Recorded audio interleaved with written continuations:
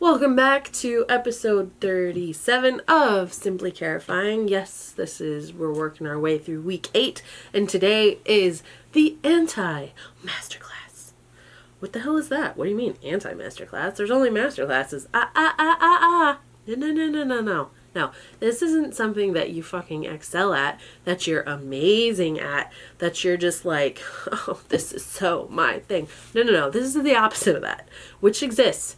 It is okay to suck at something, okay? It is definitely okay. And yes, some people make it a mastery of sucking at things, okay? So, I'm not talking like that. Come on. So, what do I mean? Well, here we go. The Anti-Masterclass is a concept centered on the mastery of sucking at something. Intentionally engaging in activities where you lack natural talent to reap psychological and creative benefits. Rather than focusing on high-level expertise, it prioritizes the vulnerability of being a beginner. Oh my god.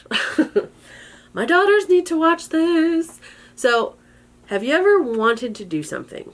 And if you're programmed to be like, I need to be the best, blah, blah, blah, blah, like, I know everything, blah, okay? If you're one of those people, then every time you start something, even if it's something that you really, really like and you think you're going to be really, really good at, sometimes in life, aside from those golden boys and those unicorn, you know what I mean? Like, sometimes real people try new things and it just doesn't turn out like they want or like they thought. That's okay. It's okay.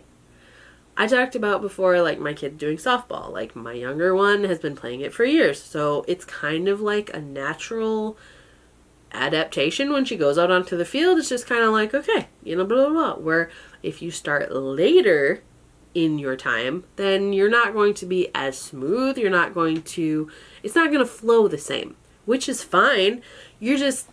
You think because you're older, you're going to go out there and just crank them to the moon, you know what I mean? Or run really fast or catch every ball. And that's just not how it is. Like, that's not how it is. Especially if you walk out as a beginner and you're playing with people who have been doing it for years. Like, it's not the same. Which is fine. It's totally fine. You don't have to be the master of everything. Which is totally fine. So, I'm going to go ahead and we're going to dive into some of the shit that I suck at because, believe it or not, I think I can find something. Yeah. As a serial hobby-tunist, I swear to God I've said this before and it just doesn't sound right. Hobby-tunist? Hobby... Whatever. I have a lot of hobbies. So, let's jump into it. So, the philosophy of being bad. Okay. Process over outcome. It shifts the focus from a results-driven mindset to an exploration-driven one, meaning that instead of wanting to be the best of the best, you're just going in stride, trying something new, testing it out without the expectation of being number fucking one. For example, this was my, try it out. Every other time I wanted to jump in and be number one, millions of listeners, blah. And when it didn't happen, I fucking kicked it to the curb because it's like, okay, well, I suck at this, obviously, blah. No. We're just going, man. We're just cruising. It's totally fine. Deconstructing mastery. Some creators use the term to plant a bomb under under traditional ideas of expertise. I swear. Reading, apparently, what I suck at. Using improvisation and vulnerability to connect with others rather than presenting a polished, authoritative front. Okay, so instead of being a dickhead, talking, explaining everything, you're just kind of like being present, being with them. You're not saying, oh, you just started today and you're not as good as me, well, you're a fucking loser, blah, blah. No. You're telling them different ways of how they can, coast through this. Yeah. All right, so the first step, as popularized by Adventure Time, sucking at something is the first step to being kind of good at something, which is actually a very awesome quote. So let's say it again. Sucking at something is the first step to being kind of good at something. Okay. Well, I mean, I did take this a couple times before I did this and actually fell into a pattern and changes and different things, like definite, I almost said like show up ability. Come on now. Consistency. God. You know what? It's an early day or a late day. It is what it is. So what other things have you started that you thought really would just take off or you'd be like phenomenal at, that just kind of backhanded you a little bit and humbled you a bit? Let's see. There was that time I started making wine. Didn't happen. That's actually not on my list either. I know a lot of people who are like, one day I really want to squish my own grapes. I don't. I just want to drink. That's it. So let's see. Benefits of the anti-masterclass approach. It builds resilience. Okay. Practicing failure in low-stakes environments, like a hobby you're bad at. Reduces the fear of failure in high-stakes areas, like work or relationships. Okay. So if there's something you're wanting to try, even if it is something as simple as a hobby. I know a lot of people who they're kind of like the opposite. If they don't think that they're going to be really, really good from the get-go, they're not going to do it at all. How do you know what you're going to do if you don't even open the door to the possibility? Like, you have to do a little, right? You have to go a little bit to even see. You can't just, that first step. You have to take the first step. Put one foot in front of the other. Anyway, it has to happen, right? Like, nothing is ever going to fall in your lap, and nothing worth anything is just going to be there. Like, you're gonna have to want to go for it, grab it, make it yours, like all that stuff. Cognitive health is the next one. Forcing your brain to navigate unfamiliar, difficult tasks builds new neutral pathways and can slow cognitive decline. Well, there you go. The pratfall effect, I don't know. Making mistakes and showing vulnerability often makes people more likable and helps build deeper social bonds. So really, if you're more like a human and less like a pompous ass who never gets anything wrong, I guess people will like you more? Weird. Okay. Reduces perfectionism. It combats the social perfectionism fueled by curated social media, encouraging people to take risks they might otherwise avoid. So, when you go online and you see all those, like, there are two sides, I think, to creators. There are those who rehearse stuff, they write it all out, they have to have the perfect look, the perfect this, everything's set up and, just like perfectly formulated. Okay. And then you got the other people who just turn the camera on, you could see their double chin and like stuff laying on the counter of their kitchen while they're just venting about their day. For some reason, a lot of the time, more people are drawn to person B. Is that because they're like, they're doing the same fucking thing, they just don't have a camera on? I don't know. Let's keep going. How to practice this anti-masterclassery. You pick a no business activity. Sign up for something you have no natural aptitude for, such as improv, pottery, or a new sport. Oh my God. Oh, I just got another one. My ass played softball once upon a time over 20 years ago in school. Not high school. We're talking like middle school and below, okay? Well, my daughters play softball. It's just one to use, and it's like totally fresh. Okay. They play ages, 5 to 18.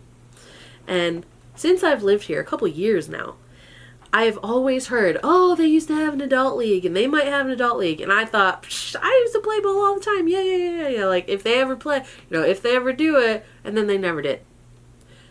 There were so many people who talked like that. Oh, yeah, if they had an adult league, I would do this. And then they just didn't, right? Like, nothing happened because there was none. Well, last fall, ladies and gentlemen, they most definitely did start an adult league. Well, my you know, I'm all right. Click, sign me up. Let's do this. And all the other people that were running their mouth like me, all of a sudden they're like, oh, well, I work and my kids, like, what?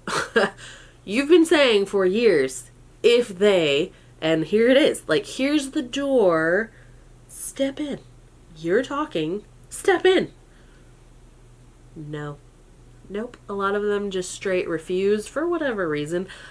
I want to say that they realized their age and they're like, oh, well, fuck, I never thought, you know, this would actually happen. So no, I'm not going to do that. Oh, but then on the other side, there were people who, you know, said that they weren't interested at all and they ended up doing it. So it's like a lot of things came about in that experience, but I'm going to tell you, there are people who are definitely better than me.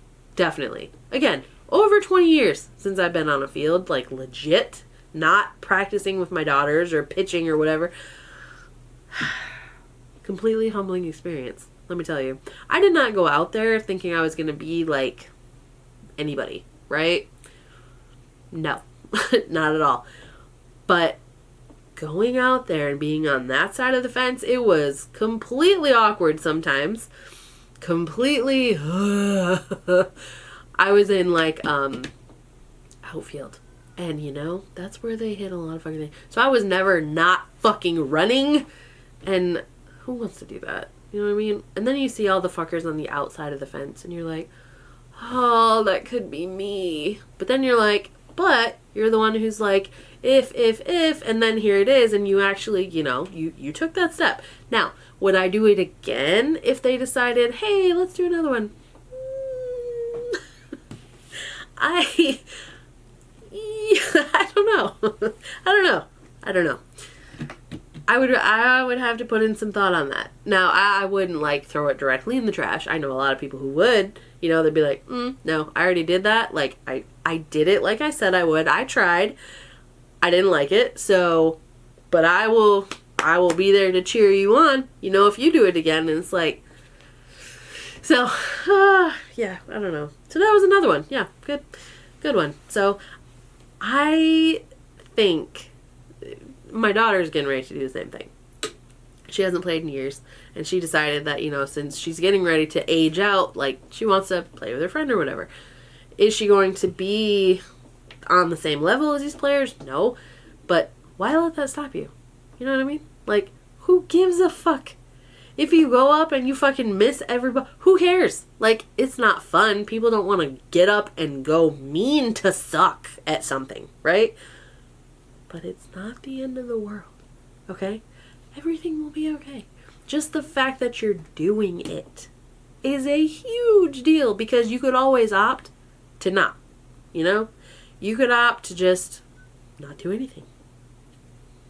I mean, you can't suck at something if you do absolutely fucking nothing, right? I mean, would that be sucking at life? Maybe. I know a lot of those too. Alright, so release expectations.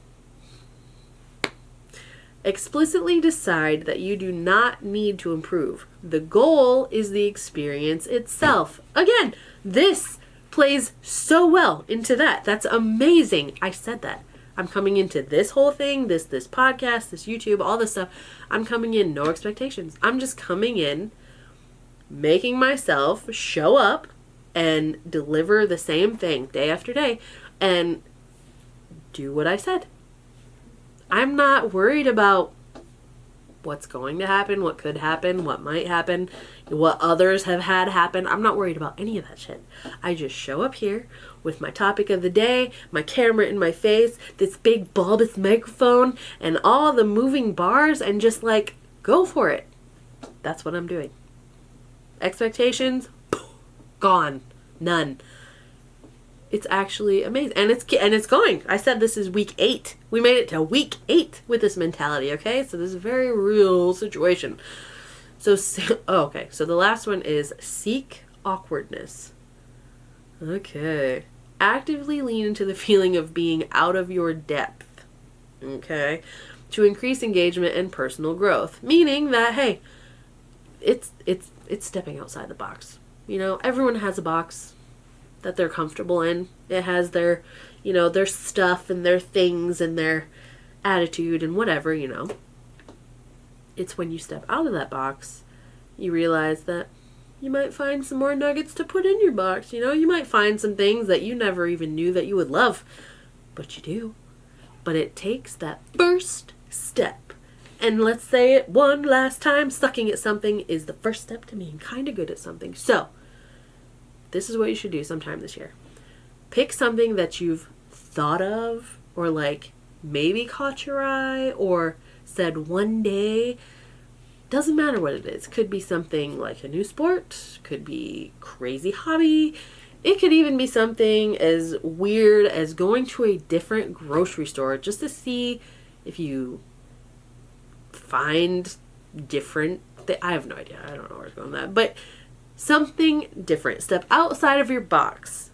And no expectations and everything else. And remember, Anti-Masterclass. You don't have to be good at it. It doesn't matter. The end result is not the issue. It's the fact that you opened the door and fucking took your step. That's it. So, now we're gonna reel the fuck in. This has been episode 37. I'm so glad you came back. And if you haven't been back, I know there's an ass load of videos to go check out. Excuse me while I throw my microphone across the room. But anyway, be sure to like, share, subscribe, all the fun shit. We already know. Like, you already know. There's a thing that'll pop up. Just fucking click it, all that. P.S. We're at like 15 subscribers right now, which is like 10 away from being a quarter of 100.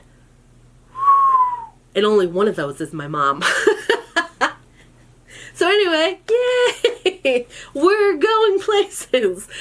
And that's awesome. So, remember, take that step, be that awkward, and don't worry about mastering fucking anything, because this is the Anti-Masterclass. That's all I got. We'll see you next time.